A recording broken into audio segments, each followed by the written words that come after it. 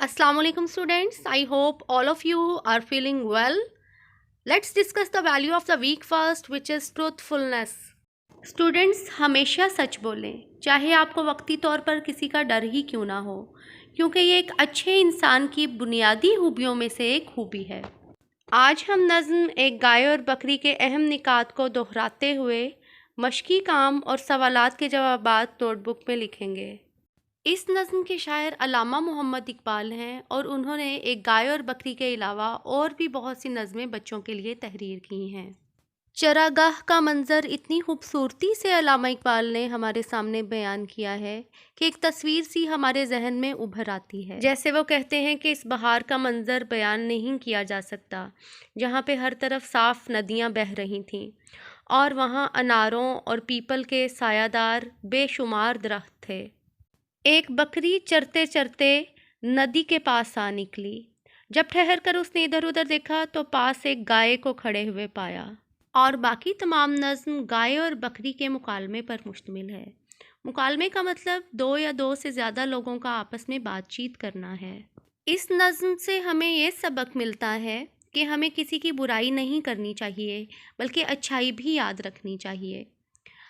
और कभी कभी छोटे भी सही बात करते हैं, इनकी बात को भी अहमियत दी जानी चाहिए। तो आइए इस नज़्म की मश्क की तरफ चलते हैं। सवालात के मुख्तसर जवाबात लिखें। ये जवाबात आप अहम निकात को मद्देनज़र रखते हुए इनफरादी काविश के तहत लिखेंगे। चरागाह में कौन कौन से दरख्त थे? इस नज़्म से हमें क्या सबक मिलता है? और इस नज़्म के शायर का नाम क्या है? अगले सवाल में आप मुनासिब अल्फाज की मदद से खाली जगह पुर करेंगे और दिए गए अल्फाज में बुड़बुड़ाता, एहसान, हरी भरी, नसीब और दुहाई शामिल हैं।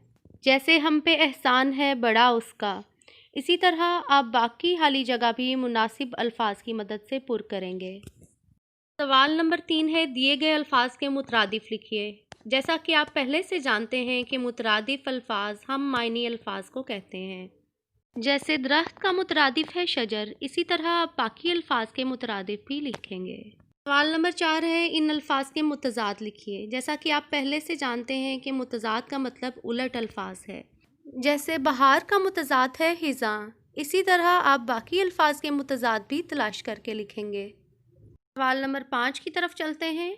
मुहावरात के मानी तलाश करके लिखिए और उन्हें अपने जुमलों में इस्तेमाल कीजिए। जैसा कि आप पहले पढ़ चुके हैं कि मुहावरात वो अल्फाज होते हैं जिनके ज़ाहरी और लफ्ज़ी मायने कुछ और होते हैं और उनका असल मफ़हूम उनसे मुख्तलिफ होता है। मसलन खुदा लगती कहना का मतलब है सच्ची बात कहना। इसी तरह दिल को लगना का मतलब है अच्छा लगना और पाला पढ़ना का मतलब है वास्ता पढ़ना। इन मुहावरात को आप जुमलों में इस्तेमाल करें और नोटबुक में लिखें। हमारा अगला सवाल है कि मुज़क्कर और मोनस अल्फाज अलग अलग कीजिए। दरख्त, हवा, मुसीबत, माजरा, एहसान और बात। स्टूडेंट्स, बेजान चीज़ों में मुज़क्कर और मोनस की तमीज़ तो नहीं होती, लेकिन बाज़ भारी भरकम और ताकत वाली चीज़ों को मुज़क्कर बोला जाता है और बाज़ हल्की फुल्की, कमज़ोर और छोटी चीज़ों को मोनस बोलते हैं। और बाज़ अल्फाज ऐसे हैं जिन्हें सिर्फ मुज़क्कर ही बोला जा सकता है। मसलन दरवाज़ा, चाँद और आसमान मुज़क्कर बोले जाते हैं, जबकि ज़मीन, किताब और रोशनी मोनस अल्फाज हैं। हमारा अगला सवाल है, दिए गए मनफी और इस्तफहामिया जुमलों को सादा जुमलों में तब्दील कीजिए। स्टूडेंट्स, आप ये भी पहले से जानते हैं कि जुमलों की 3 इकसाम हैं, यानी मनफी जुमले, सादा या मस्बत जुमले और इस्तफहामिया या सवालिया जुमले। अपनी गुज़िश्ता मालूमात को दोहराते हुए आप ये सवाल हल करेंगे, यानी क्या गाय नदी के पास खड़ी थी। ये एक सवालिया या इस्तफहामिया जुमला है क्योंकि इसमें सवाल पूछा जा रहा है, जैसा कि आप पहले से तफसील से पढ़ चुके हैं। जब इसे सादा जुमला बनाएंगे तो आप लिखेंगे गाय नदी के पास खड़ी थी।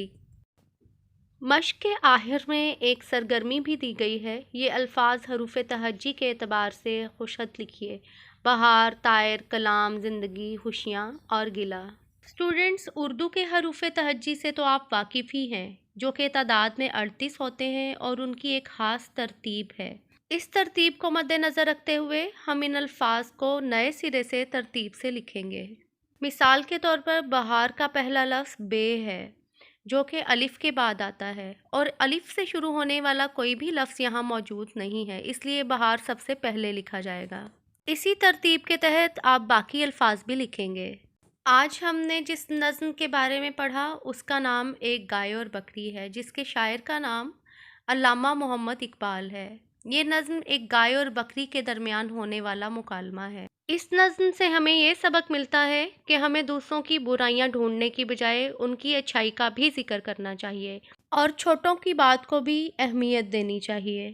یہ تمام کام رائٹنگ پیٹرن کو فالو کرتے ہوئے لکھیے گا۔ Thank you so much for watching this video. اللہ حافظ۔